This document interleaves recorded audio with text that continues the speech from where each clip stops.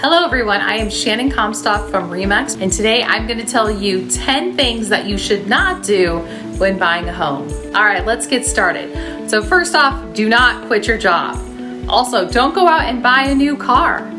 Do not use your credit cards and make sure that you pay your bills on time. Also, don't buy any furniture or appliances. I don't care if you get the 0% financing for 6 months in the mail, don't do it. Also, don't allow any more inquiries on your credit. And do not co-sign for anyone. And if you have in the past, be sure to tell your lender.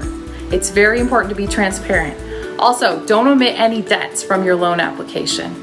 And don't make any large deposits or take out any large deposits without first talking to your lender or your agent.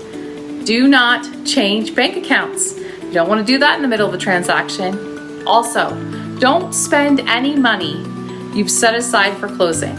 All right, I hope all these tips help you. Again, I'm Shannon Comstock with Remax, and I look forward to serving you.